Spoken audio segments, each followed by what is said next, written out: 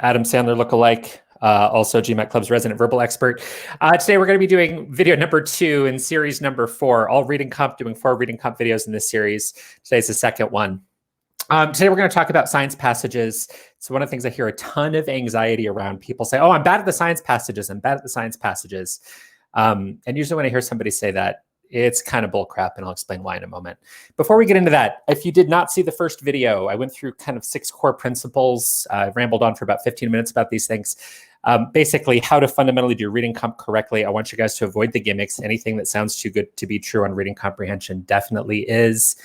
And honestly, you have to read systematically, and you don't want to read for fact. So a lot of what we talked about, read for purpose. So that means stop in a very paragraph, think through, okay, why is this here? What does the author want from me? Always use process elimination. Most people are doing that well. Don't overthink inferences. Typo of the day, don't overthink inferences. We'll talk about that a little bit today. 2 of the 4 questions we'll go through are going to be inference questions. Use official stuff only for reading comp. And here's the stuff that people don't like. Reading skills matter, unfortunately. So sometimes what happens, you can have the best process on earth, the best note-taking structure, the best everything. And if you're still struggling, it might be the case that your fundamental reading skills are weak. Doesn't necessarily have a lot to do with native versus non-native speaker. But if you don't read a lot of books, your reading skills might not be great. You might struggle to get the exact meaning of what's said in a sentence or a passage or paragraph. If that's the case, you might be looking at a really long road, 6 months, a year, maybe longer, where you just need to do a lot of reading and just get better at it. So today we're going to talk about science passages. All of these principles are still going to apply. I'm going to try to model these in all 4 of our live videos we're doing on reading comp here. Science passages in particular. What tends to happen is people just get afraid of them, and people without science background say, I suck at science. Look, first of all, the way the GMAT's constructed, standardized exam, what they're going after is there are no advantages for people based on anything, where they're from, their gender, their background. It's reading comprehension. It's not science comprehension. So one of the things you're going to notice, and we're going to go over a couple examples today, whenever there's some specific language, I don't want you guys to freak out. So if you see something that sounds like catheter, truncheon, winch, blah, blah, blah, and you're like, oh, I don't know what that is. Any specific terms to science or any terms that are specific to science are going to be defined very, very carefully in the passage. GMAT is extremely careful about that. Any good standardized test is. So if you're struggling disproportionately on science passages, has nothing to do with your fundamental grasp of science, your background in it, anything like that. It's that you may well be freaking out because you, A, think you're bad at science passages, or B, you're not really applying this approach. So if you start overreading for detail, for example, you can get yourself really locked up because you think, oh, there's a detail here I don't understand. Well, but do you still understand the big picture of what the author's going after? If so, you're okay. So that's the biggest thing. One other quick anecdote, something I see from our students quite a bit. Embarrassingly, I think I'm in my 20th year of one-on-one tutoring now. One thing I see quite a bit is I'll ask our students, what do you think you're struggling on in reading comprehension? And let's say that it's a 2nd or 3rd or 4th session, and I've got data, right? So I've seen them do quite a few passages, maybe a couple dozen. I've got a sense of what or a really strong sense of what they're good at, what they're bad at. And they'll say, it's the science passages. And then I'll say, well, it's funny you should say that because I already went through all of your data and you're disproportionately missing everything but science. Often the data doesn't line up to what you feel you're bad at. So if you're going, oh, it's a science passage, it's science passages, go take a really close look at your error log and see if that's actually the case. So I see a lot of anxiety around this. And again, in our next video, we're going to talk about literature, cultural passages. That's the other big one where I hear people say, oh, when it's about literature, culture, social sciences, humanities, I tend to freeze up. Same exact principles are going to apply. We'll go over a couple of those on Wednesday. All right. Let's get into this. So we're going to give you 2 short passages today. I hope we're going to get through both of them. And all of the techniques we're talking about, by the way, everything here applies to both short passages and long passages. I want you stopping at the end of the paragraph and going, why? What does the author want from me? Don't try to boil the ocean and squeeze every detail out of it.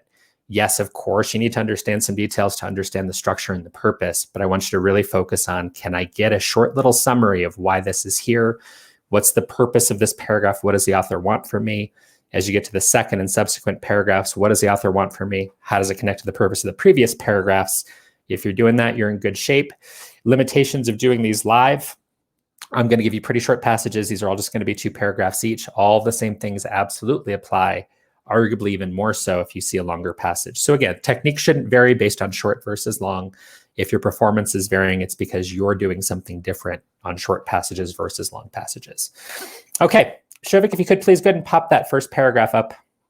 And what I'd like you guys to do who are here live, and again, if you're not here live, all this stuff is live. No edits, no second takes, plenty of tech glitches. So the live crowd, please, I feed off of that feedback, that interaction.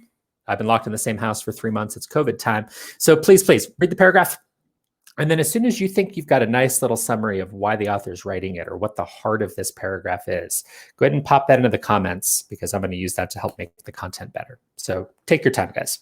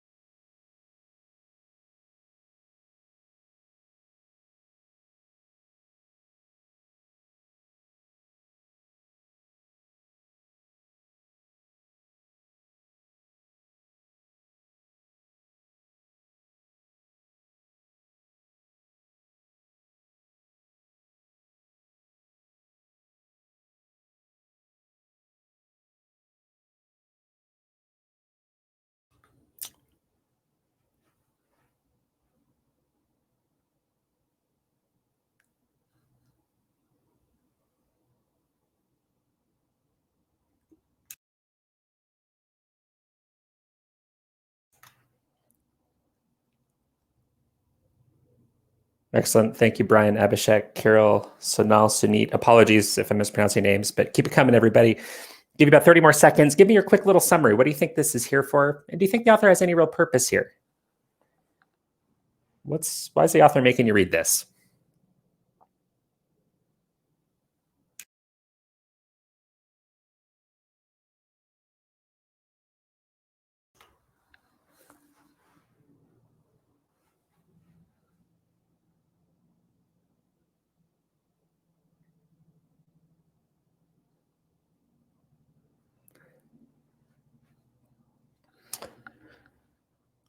All right, this is great. Thank you, guys. So if you still need more time and you're not watching this live, hit the pause button. Feel free to screenshot this if you'd like, so you have it up. If you need a little more time on the paragraph, come on back to the board.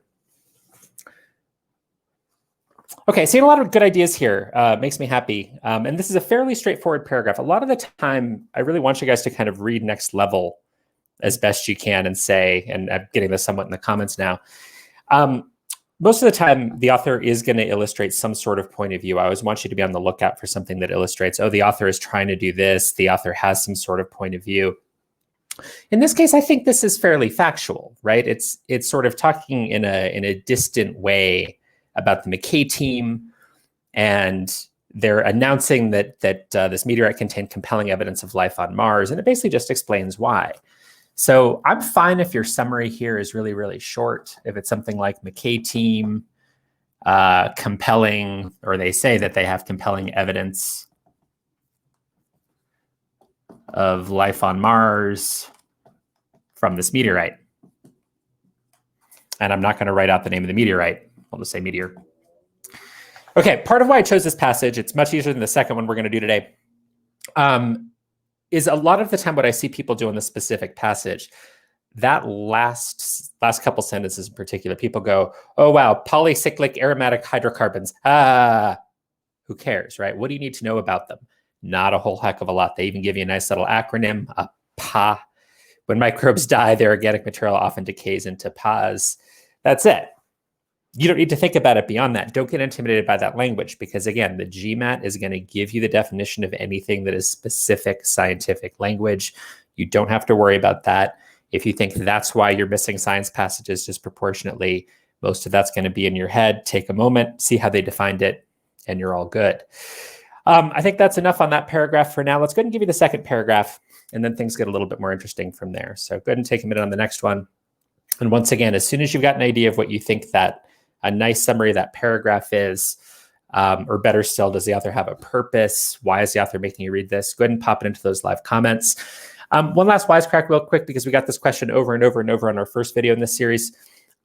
I don't really care in real life if you're taking the notes as long as you're following this thought process. Some people need more notes than others. This isn't about synchronized swimming. Get your notes to look exactly like mine. That's not the goal. I just want you thinking about purpose, big picture of what is this paragraph here for. Go ahead and take a couple of minutes.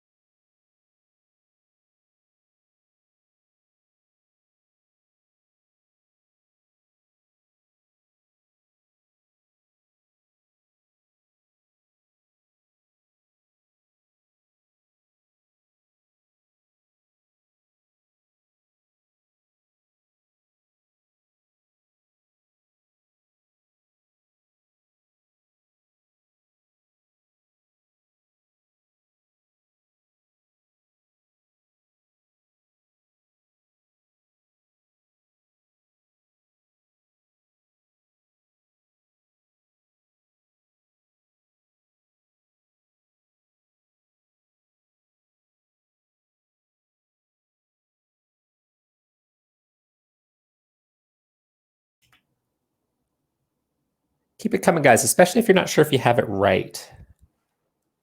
So I will not judge you for having a wrong idea here. I will love you more if you're vulnerable and tell us something that you think is wrong.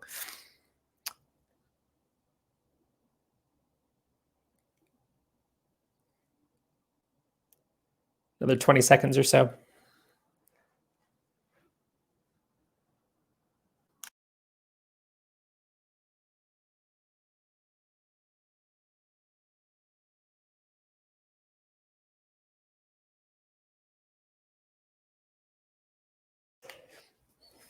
Yeah, great. Okay, let's come back to the whiteboard. Again, if you need to take a screenshot, take a couple of minutes, hit the pause button, whatever you need to do, go for it. This is great. I'm seeing a whole lot of variety there, and that's okay, because sometimes what goes on is that your interpretation might be a little bit different than somebody else's, as long as it's relatively accurate. There's no single absolute correct phrasing here. I'm saying some things that I think are a little off. I'm saying some things that I think are great. What's going on in this paragraph? Well, for starters, it starts getting at all the different forms of skepticism. And I think I saw some really good summaries of this, that it's skepticism and then rebuttals of it from McKay's team. But if I was going to kind of summarize this really, really briefly, it's like, well, okay, skepticism. My spelling is way off today. Skepticism remains.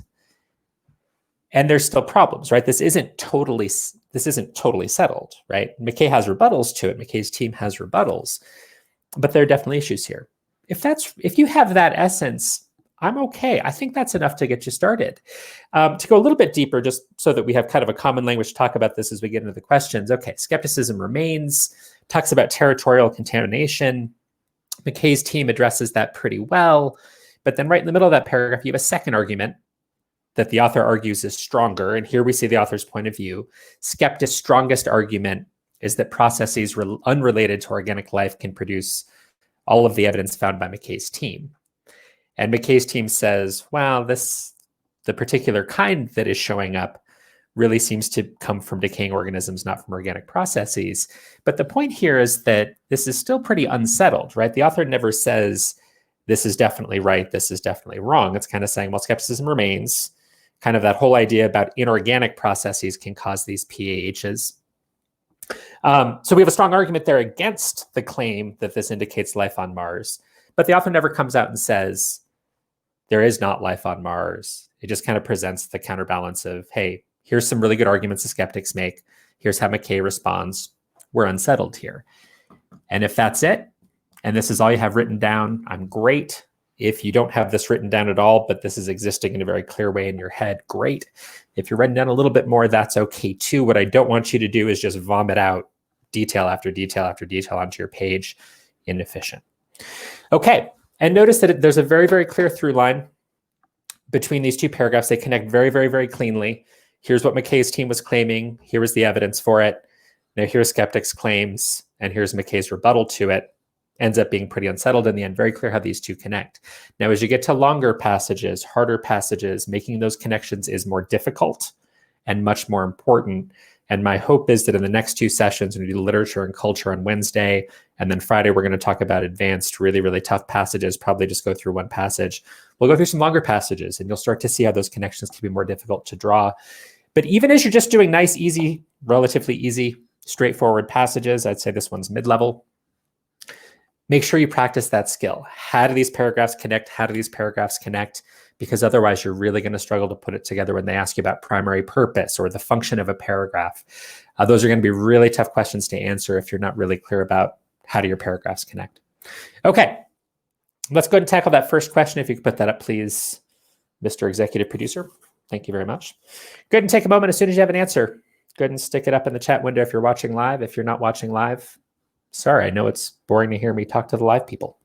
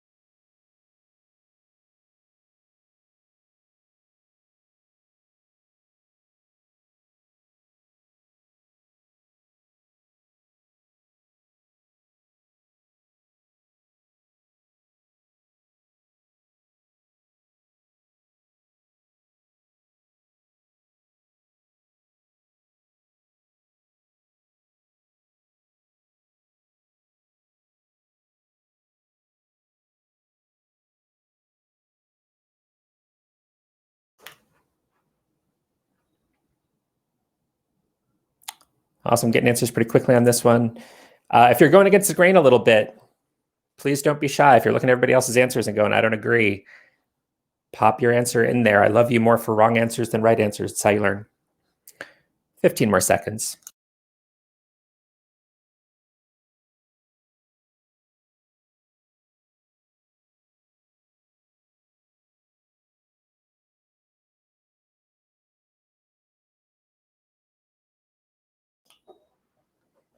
All right, let's come on back to the whiteboard. That's awesome. Thank you for the participation, everybody. I'm seeing people go against the grain a little bit. I'm seeing a nice mix of B and E and C, lots of E's, but plenty of C and B in there too. I think I saw a D in there somewhere. I don't think I saw any A's. Great. Okay. Primary purpose of the passage. Take these one by one. We already kind of talked about how these general ideas connect between the two paragraphs. A, describe new ways of studying the possibility that life once existed on Mars. Notice that we're not really talking about different ways to study the possibility that life exists on Mars. The entire passage is very much rooted in this particular meteorite and what it does or does not tell us. And again, the author doesn't conclude loudly, but suggests that, well, the punchline's kind of unsettled on this. So I think we can pretty safely say it is not A. B now gets a little bit more interesting. Revise a theory regarding the existence of life on Mars in light of new evidence. Notice there's really no theory regarding the existence of life on Mars that's mentioned here, other than the fact that McKay's team looked at this meteorite and said, seems to be evidence that life existed on Mars once upon a time. So we're not revising any theories. There's no initial theory mentioned that's getting revised. I think we can eliminate B for that reason. C, reconcile conflicting viewpoints regarding the possibility that life once existed on Mars. Now, again, we don't really get into the idea that there's conflicting viewpoints about whether life existed. The people who are skeptics of McKay's claims, notice in that second paragraph, the skeptics are only talking about details of that meteorite. Hey, what if this was terrestrial contamination? Hey, what if the deal here is that those PAHs came from inorganic processes and not from life? There's really no indication that those skeptics necessarily even think there wasn't life on Mars. They may well think that there's little green men running around with ray guns. Mars Attacks, great film. Not really. So there's really nothing about conflicting viewpoints that are being reconciled. So for that reason, we can get rid of C. D, evaluate a recently proposed argument concerning the origin of the meteorite. Notice there's no argument about the origins of the meteorite. Right in that first paragraph, it even says, the McKay team announced that ALH 84001, which scientists generally agree originated on Mars. So everyone seems to agree on that. We're definitely not talking about what the origin of the meteorite itself is. And boy, I hope we like E. Describe a controversy concerning the significance of evidence from that meteorite. That's exactly what we're doing, right? First paragraph, all about McKay's argument that this is compelling evidence. The meteor presents compelling evidence that there was life on Mars. So basically talking about the significance of the existence of these PAHs on this particular meteorite.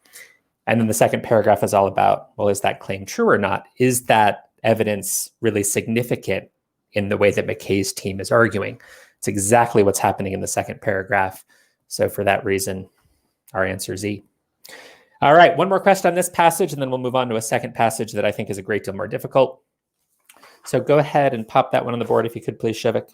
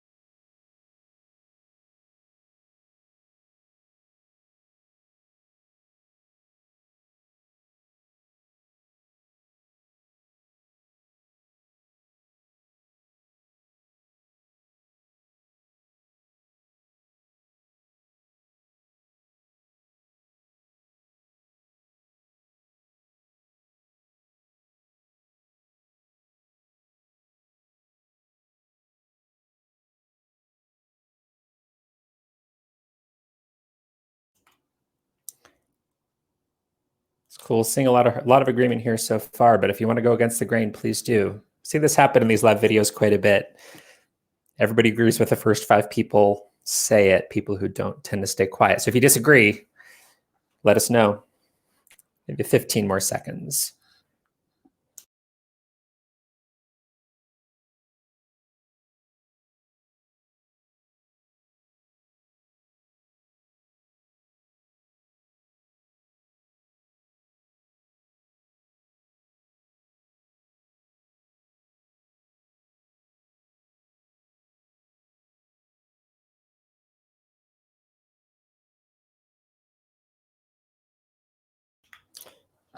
Okay, come on back, everybody. See quite a bit of agreement here. Most people are picking A, seeing some B's and E's out of the live group. So which of the following best describes the function of the last sentence of the last paragraph? Before I dive into the question itself, one of the mistakes I see a lot of students doing, I see this quite a bit on GMAT Club, where they think a reading comp is about squeezing every detail out of it. And notice you just don't see a lot of straight detail questions at the upper levels of GMAT questions. So if your goal is an elite score, you want to get a 40 plus on verbal, let's say 700 plus, that sort of thing, which I think is what most people watching are probably going for, something in that ballpark. You're not going to see a lot of questions that just say, regurgitate this line to us. It's almost always going to be, at least in some subtle way, about context, about function. So in this case, which of the following best describes the function of the last sentence of the paragraph? It's not just asking, what does it say? So last sentence, read it one more time. So when microbes die, their organic material often decays into PAHs. Well, what's that there for? Take a moment. Well, it really is there. Basically, that's the big reason why McKay's team is saying that this is evidence of life on Mars. So answer choice A, it identifies a possible organic source for PAHs found in this particular meteorite. Absolutely, that sounds pretty safe. B, it describes a feature of PAHs that is not shared by other types of organic molecules. Not at all. It doesn't say anything about whether other organic molecules do the same thing. So not B. C, it explains how a characteristic common to most meteorites originates. Nothing about this being common to meteorites. It's just talking about this particular type of organic matter or chemical that results from decay that they found on this particular meteorite, not something that necessarily has anything to do with others. D, it suggests how the terrestrial contamination of the meteorite might have taken place. Absolutely nothing about that either. Terrestrial contamination comes into play later. So yeah, you could argue that this is related, but there's really nothing here in this sentence at this point. Is the purpose of that sentence to indicate how the terrestrial contamination could have taken place? No, it's really just saying this is where this might have come from on the meteor. We know nothing about terrestrial contamination at this point in the passage.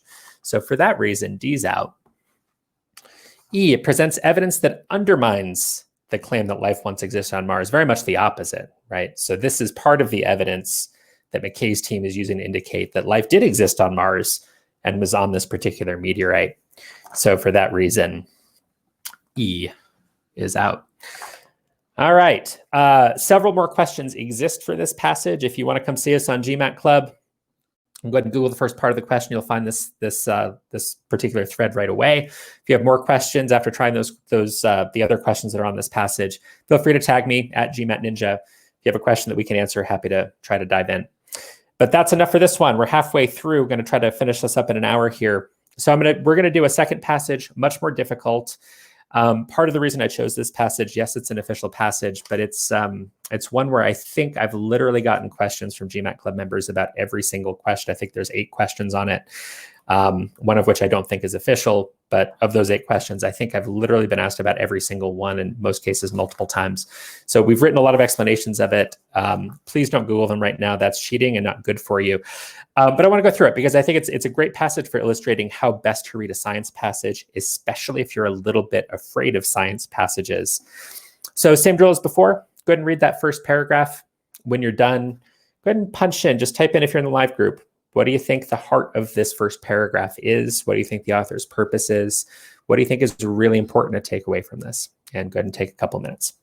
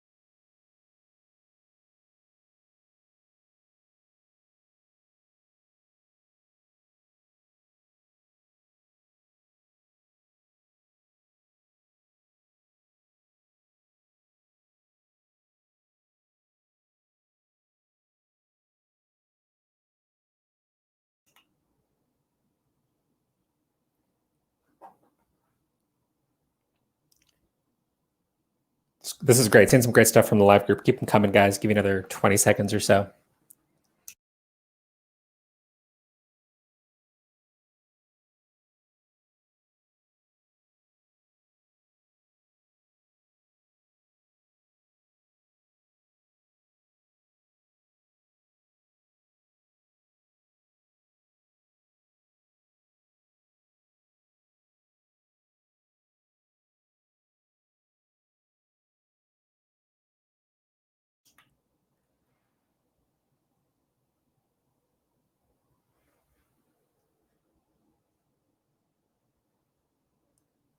Great. Archish, apologies if I'm mispronouncing your name. Great. Good. Excellent, everybody. Let's come back to the board. And again, if you need to screenshot this, hit the pause button, whatever you need to do if you need a couple more minutes reading. So this is a little bit part of a couple different factors here that I think make people struggle on this passage a little bit more than on some others. One is it's a fairly long paragraph. That's part of it. I also think when we talk about the psychology of science passages for people that struggle with science passages, so again, the things I've been hearing from students for way too long is I'm bad at science, I'm bad at science, I'm bad at science. There's that intimidation, right? Where does that intimidation come from? Part of it is something that the students are walking in the door with. They think they're bad at science for some reason. They think they're not science people. But even in a passage like this, it can kind of push that button a little bit if you're already predisposed to be nervous about science. First sentence, Australopithecine. Okay, well, who knows exactly what that is? 10 points for you if you do. If you don't, no big deal. It just says that's a primate species. That's all you need to know, right? And then you've got a bunch of stuff where it gets into teeth enamel and frugivores. But notice the word frugivore even defines that, fruit eaters, right? So even the specific language here, it feels kind of dense in specifics, which can be intimidating. But notice that everything's defined. What's a microwear pattern? Well, you can kind of figure that out from the context, right? There might be plenty of terminology you've never seen before, potentially. It doesn't matter here. Very much part of the design of the test. So great example of fairly long, reasonably dense paragraph. It scares people. That's part of why we've been getting so many questions on this on the GMAT Club forums. But really, it's not so bad. The second part that makes it a little bit difficult is there is some complexity to it. And I saw some wonderful, wonderful summaries out of the live group. Where you kind of have these different moving parts. And again, I'm always looking for something that's going to indicate the author's point of view. If there is one, any little hint that maybe the author's thinking something here. So notice that very first sentence, microwear patterns found on the teeth of long extinct specimens of this primate species may provide evidence about the diet. Okay, cool. So lots of different ways you can summarize this, but it's sort of this idea that I'm going to say MW patterns may provide diet evidence. And part of why I'm honing in on that a little bit, it's like, yeah, notice the author's kind of coming in with some skepticism, some uncertainty. Fine, maybe that's important, maybe it isn't. And then it mostly talks about this guy Walker, or lady, I'm not sure. So this commentator named Walker, presumably a researcher, a scientist, who kind of dismisses these other hypotheses. So Walker kind of dismisses who was the first one? Salais, whose hypothesis was, I'm sorry, Jolly's first. Dismisses Jolly's hypothesis that they ate seeds. Also dismisses Salais' suggestion that it's about bone crunching. And concludes instead, based on these microwear patterns in the teeth, that these guys were fruit eaters.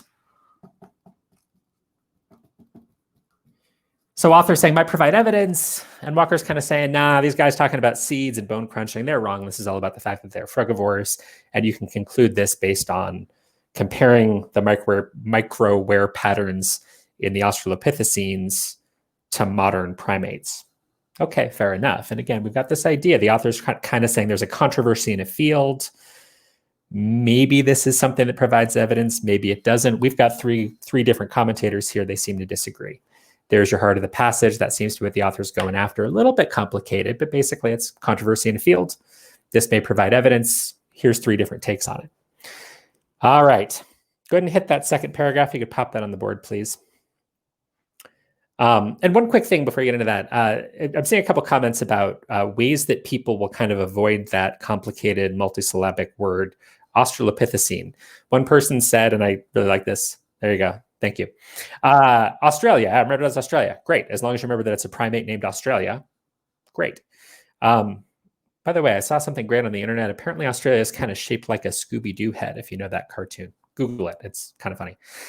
Some people just say A. Some people say something else where they abbreviate it. Great. That's totally fine. If that helps you get through it, fantastic, because all we care about is, do you understand that this is a primate species? GMAT defines it for you. If it helps you to kind of replace it with something else and you're very clear about the meaning, no worries at all. All right, go ahead and hit that second paragraph, and same drill as always. As soon as you're done, give me your quick little summary. Why is the second paragraph here? What does it do for us? What does the author want from you? And how does it connect to the previous paragraph?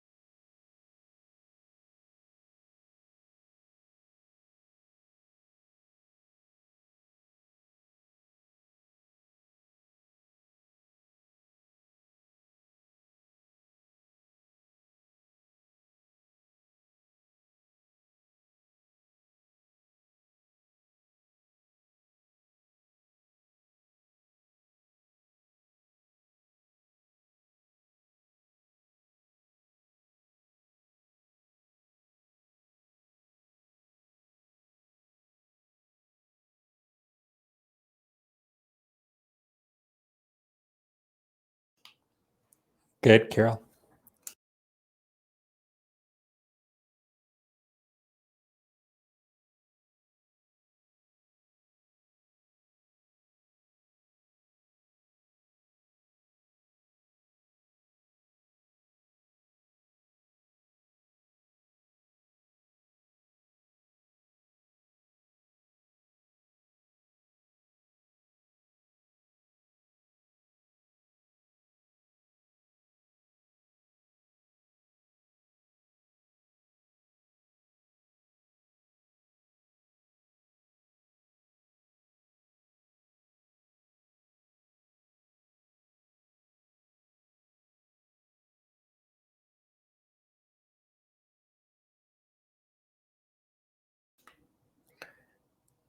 Great. I'm seeing much more variety on this one, which makes me happy. Give you guys another 30 seconds or so. Even if your idea is half-baked, toss it in there. It's great for me to see it.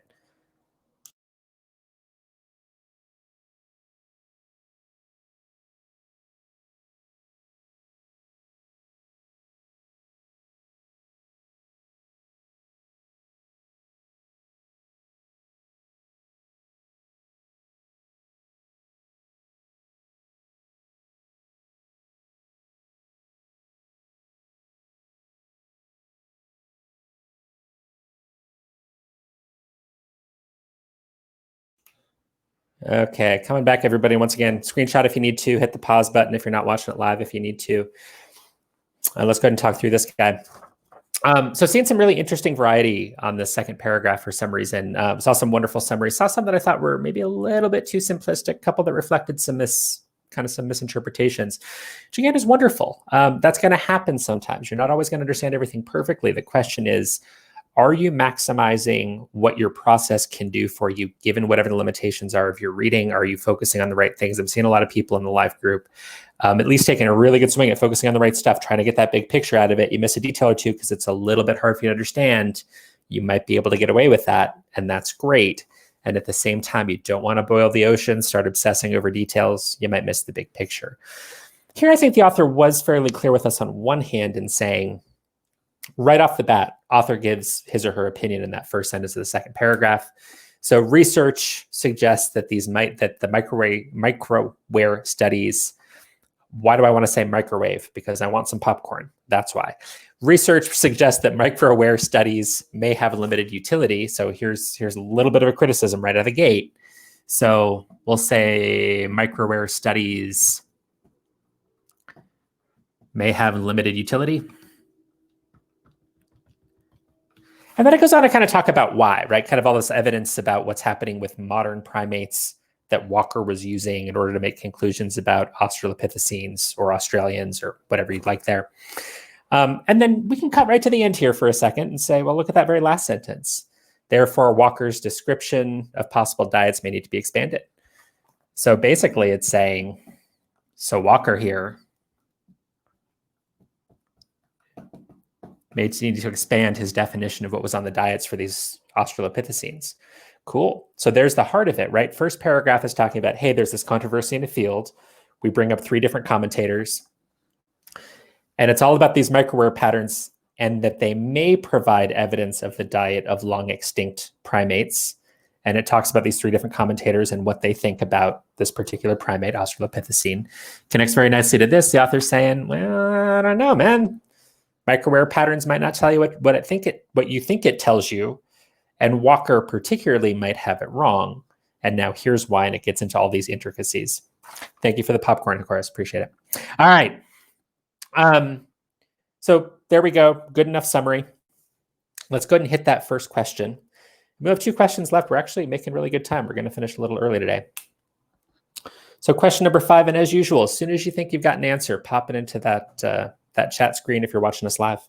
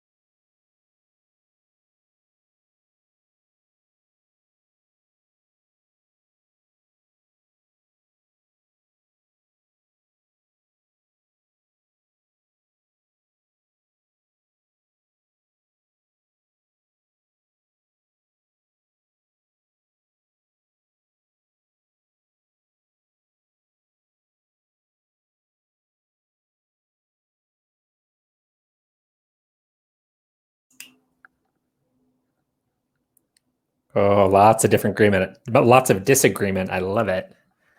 Means we picked a tough one. Give you another 15, 20 seconds.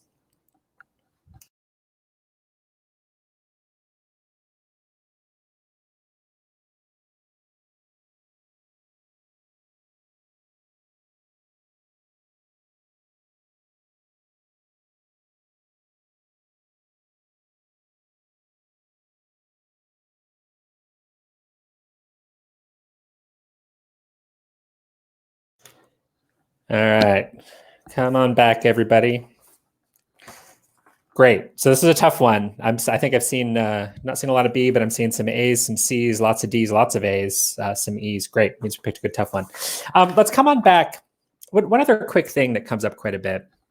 I hear people ask me all the time, oh, I think I'm looking back at the passage too often, or I don't think I'm looking back at the passage enough. Oh, I never look back at the passage. There's all these different variations of it. So a big picture question I get about reading comprehension is, how often should I look back? To tell you the truth, I look back a ton when I'm taking a test because I need to make sure that I BS check what I'm thinking. Do I remember exactly what the author said in the second paragraph about baboons and the microwear patterns on their teeth? I don't exactly. I've got a general idea of it. It was sort of evidence that kind of made you go, maybe Walker's conclusion wasn't right, and maybe microwear patterns don't tell you quite what you want it to tell you. But I need to revisit it, make sure I've got it. No shame in that at all. Don't be afraid to do it. Now, if you have to go reread the whole passage, you got a problem. That means you didn't do it right the first time. So let's come back to that chunk of the passage. For example, insect eating, which can cause distinct microwear patterns, would not cause much tooth abrasion in modern baboons. Why? They only eat the soft-bodied insects and not the hard-bodied insects. So with that in mind, the question we're looking at here, so it can be inferred from the passage that if studies of tooth microwear patterns were conducted on modern baboons, which of the following would most likely be true? And one more wisecrack before we get into the question. Don't overthink the word inference. Talked about this briefly in the first video, did a reading comp and critical reasoning video a couple of years back. We talked about this. Dictionary definition of inferred means it's something that wasn't directly stated, but don't overthink that. Find the four that are not supported. Find the one that's the most true. That's it. It might feel really obvious. I see people eliminating answers sometimes on inference questions because they think it's too obvious and that it was stated. That is not a good reason to eliminate something. Cross it out only when you know that it is not supported by the passage. That's what you're after here. I doubt that was what was causing the trouble in this group, but I wanted to bring it up. I'll bring it up every time we do an inference question together. Okay, so what can be inferred about what would happen with the results if we conducted patterns or studies on the microwear patterns of modern baboons? A, there would be enough abrasion to allow a determination of whether baboons are frugivorous or insectivorous.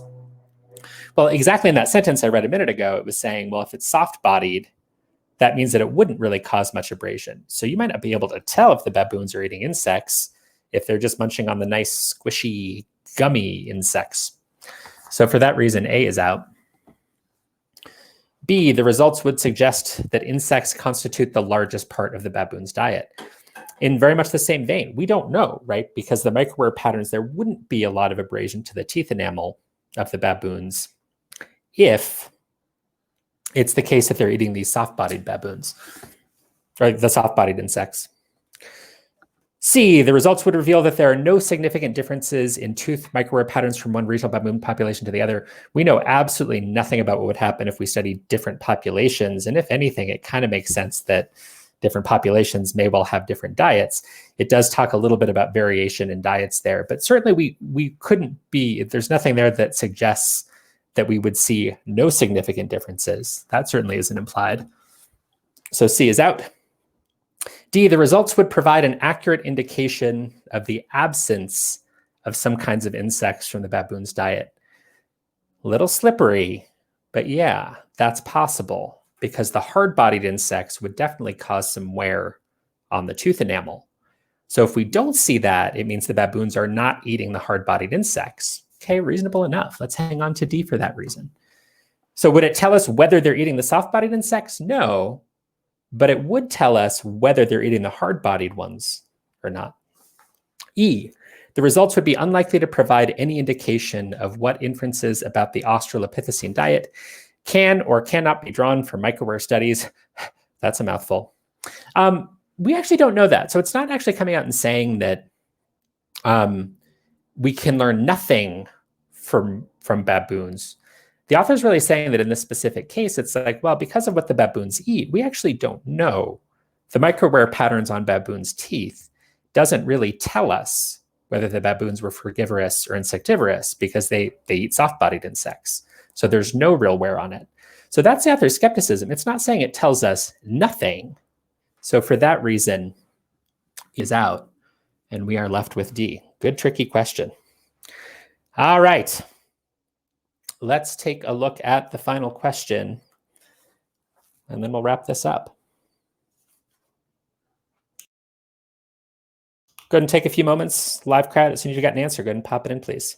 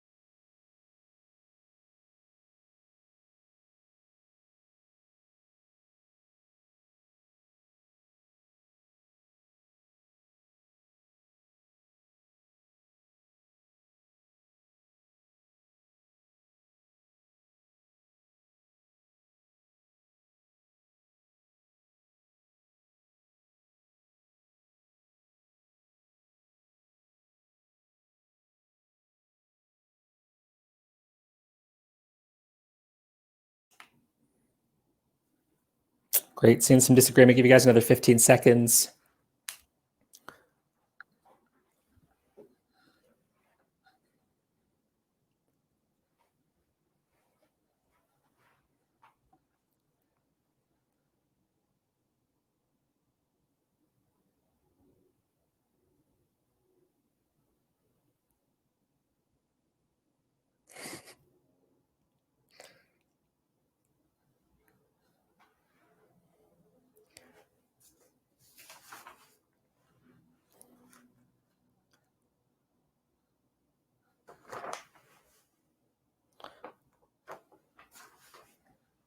This is great. Come on back, everybody. For the most part, seeing a live group kind of split down the middle, seeing bits and pieces of A and D, but lots and lots, seeing a C in there, seeing lots and lots of B and E. Pretty cool. Love it. Means we picked a good hard one. And this one is tricky, admittedly. Okay. So according to the passage, Walker, and huge apologies for having no idea how to pronounce this, I'm going to say Saleh. I'm assuming that Z doesn't do a ton of the phonetics. So Walker and Saleh disagree on which of the following points. So if we come back to that chunk of the passage, so Walker disputes Saleh's suggestion that the heavy enamel of the teeth is an adaptation to bone crunching. So Saleh says the heavy enamel on the Australopithecine teeth is an adaptation to bone crunching. And why does Walker disagree with that? He's saying, no, that's not true, because both seed cracking and bone crunching produce distinctive microwear characteristics in the teeth. Now, the subtle thing here is I think Walker's implying that you don't see the microwear patterns that would come from bone crunching there. Now, I don't think you necessarily have to draw that inference to be able to answer the question well, but Walker's basically saying, no, the enamel can't be explained as an adaptation that the Australopithecines were bone crunching, because we would see that in the microwear patterns, and presumably we don't. Okay, so let's get his answer choices. So A, the structure and composition of the teeth. Well, notice there's really no disagreement about the structure or composition of the teeth, not even the enamel, right? The enamel, the coating on the teeth, they don't seem to be disagreeing about the structure or composition of that enamel, just what it's there for. So for that reason, A is out. B, the kinds of conclusions that can be drawn from the microwear patterns of Australopithecine teeth. Since this was such a popular answer, I'm going to hang on to it. Why? Well, it seems reasonable, right? So the kinds of conclusions that can be drawn from the microwear patterns on Australopithecine teeth. So yeah, obviously they disagree about something, the conclusions drawn from the microwear patterns on the teeth, I guess. So they seem to be disagreeing there, right? So since they do disagree about the conclusions you can draw from studying the teeth of these guys, let's keep B. Why not? C, the idea that fruit was part of the Australopithecine diet. Notice that there's nothing about whether it was part of the diet. So yes, Walker argues that these guys ate fruit, but there's nothing about whether Saleh thinks they were part of the diet or not. It's just, what is the function of the enamel? That's all Saleh's really talking about that Walker seems to disagree with. So for that reason, C is out. D, the extent to which seed cracking and bone crunching produce similar microwear patterns on teeth. Again, Walker is saying that these produce distinctive microwear patterns, seed crunching versus bone crunching. But there's nothing about whether Saleh disagrees with that at all. Saleh is just saying, yeah, the enamel must be an adaptation to bone crunching. So no disagreement there. What about E, the function of the heavy enamel on the teeth? That's sounding pretty good, because Saleh is saying, yeah, that enamel is there for the bone crunching, and Walker's saying, we would know if that was the case. So really strong disagreement on E. We're down to B and E. And by the way, welcome to the GMAT, ladies and gentlemen. You're going to be in this position a whole heck of a lot, down to 2. Why is that? Well, a lot of it is that the GMAT, there's 2 dimensions of difficulty. They give you a passage that's really freaking hard. 1 dimension, have a hard time understanding the exact language. Second, right answers that look right. Wrong answers that look right answers that look wrong, right? So one of these guys looks really, really good and is not correct. Which one is it? Surprise, it's B. Why? The kinds of conclusions that can be drawn from the microwear patterns. Now notice, Saleh was not talking about what could be drawn from the microwear patterns. He was saying the enamel, the heavy enamel, must be an adaptation of bone crunching. Wasn't addressing the microwear patterns at all. Problem number 1. Problem number 2, the kinds of conclusions. Did they disagree about the kind of conclusion? Kind of conclusion meaning, do the microwear patterns tell us something about the diet of these primates. They don't disagree about that. There's nothing about Soleil saying the microware patterns tell you nothing. Walker clearly thought that the microware patterns would tell you about the diet. There's nothing that suggests that Soleil did not think that was possible. All we know about Soleil is that he or she said heavy enamel is an indication of the bone crunching. That's the source of the disagreement, is what is that enamel for? So Walker and Soleil disagree about that. They don't disagree about the kinds of, not that we know of, about the kinds of conclusions. Can you learn about primates and their diets from the microware patterns? Nowhere is there a disagreement here between Soleil and Walker about the kinds of conclusions that can be drawn from the microware patterns. They just disagree about what the enamel's doing. All right. We're just about up to the hour mark. Thank you again, everybody, for participating. Makes me feel less lonely. 3 months of quarantine so far for me. This is a really tough passage. So if you struggled, absolutely no shame in it at all. I think this one's up there. It's one of the tougher ones you're going to see right towards the end of the verbal guide.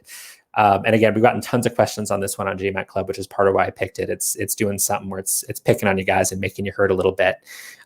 So I might even say that I'm seeing people say it's 650 to 700. I might even go a little higher than that. I think it's tough depending on the exact question. So if you have more questions about this one, plenty more GMAT questions are attached to this passage. I think there's 7 of them that are actually official that you see in the book. We only covered 2. The other 5 coming over to GMAT Club. You got questions that we didn't already answer, go ahead and tag me at GMAT Ninja. And that is it for today. Halfway through the Reading Comp series. We're going to be back Wednesday live. Please come live. Help me feel less lonely. Smash that like button. Smash that subscribe button. Again, these are all live. If you want slightly more curated videos, you can come visit the GMAT Ninja YouTube page. Very, very small. Much less exciting than the GMAT Club channel. Less glorious, but small. If you want to see some short, nicely produced videos, come see us there. Hit those subscribe buttons. And again, tag us on the forum if you have questions at GMAT Ninja. Thank you so much, everybody, for coming, and stay safe out there.